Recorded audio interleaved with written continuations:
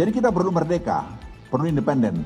Ya sedikit nakal-nakal lah, menunjukkan bahwa kita punya juga, punya say juga. Apa keuntungan kita dengan BRICS? Ya market kita lebih besar. Karena ini masalah kalau kita tidak hati-hati dengan persoalan yang ada di Tiongkok sekarang mengenai BRICS.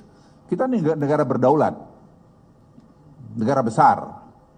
Negara ini, kalau Anda pernah baca saya nulis di mana di South China Sea, ya South China Sea. Saya katakan Indonesia is too big to lean to any country.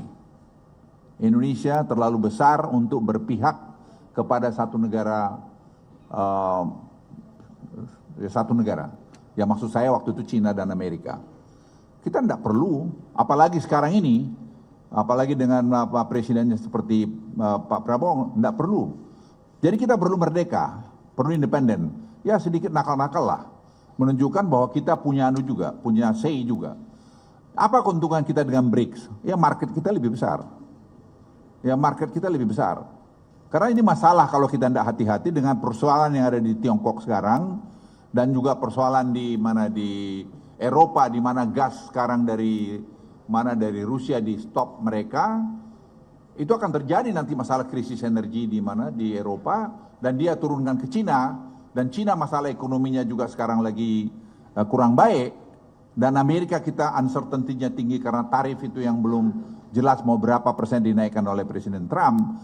Jadi kombinasi masalah ini memang betul-betul kami cermatin dengan baik. Jadi itu salah satu tugas Dan tadi, memberikan masukan pada Presiden dalam proses pengambilan keputusan. Dan saya kira dengan keahlian-keahlian seperti Pak Dede ini, Pak Dede masih researcher di Harvard. Ya, dia masih researcher di Harvard dan dia tinggal di sana. Dan ya sekarang ini masih kita tahan-tahan di sini. Dan kita punya advisory board. Advisory board. Global Advisory Board, itu ada tadi Ruhir Sarma, penulis buku One Man Wrong with Kapitalis. Ada juga kita punya tadi Ray Dalio adalah salah satu pemain market yang sangat besar, jadi kita tahu kira-kira mau kemana arahnya. Kemudian kita juga punya dari bekas wakil Bank Sentral dari Cina. Jadi kita betul-betul mendapatkan informasi yang sangat komprehensif sehingga kita didiskusikan di dalam konsil dan itu kita berikan masukan pada Presiden. Jadi saya pikir ini yang dulu waktu zamannya pemerintahan yang lalu kita tidak pernah sempat punya.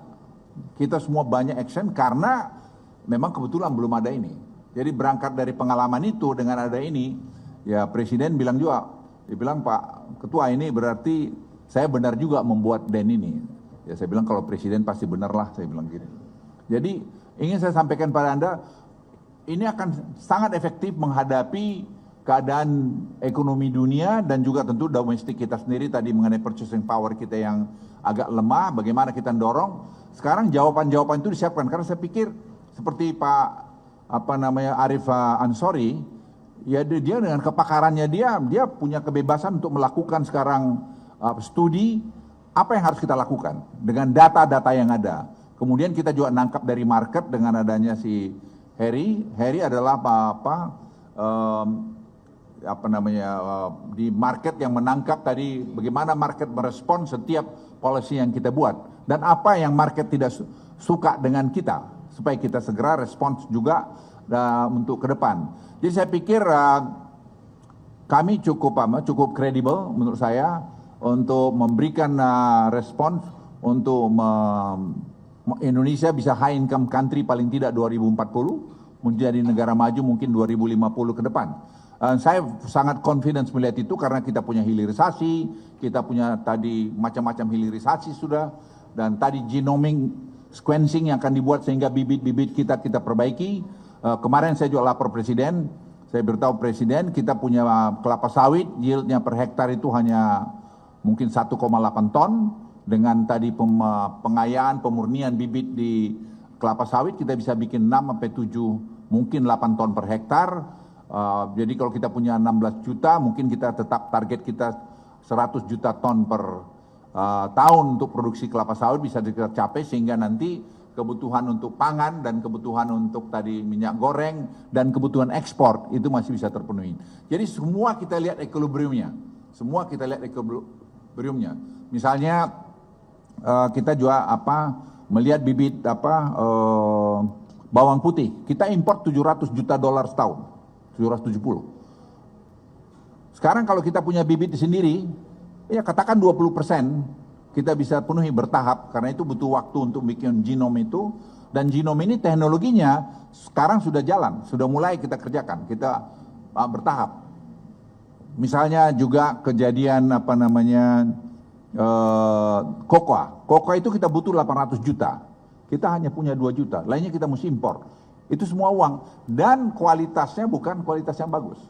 Nah sekarang kita akan lahirkan itu semua. Sekarang ungguin nanti wartawan bisa, Presiden sudah mau meninjau pusat researchnya itu di herbal itu dan hortikultura di Humbang Hasudutan. Saya minta masih 2 bulan biar kita sempurnakan sebelum nanti Presiden ke sana. Jadi kita tidak perlu lagi hanya bilang Thailand aja. Indonesia juga punya our own genome sequencing yang teknologinya sangat advance sekali.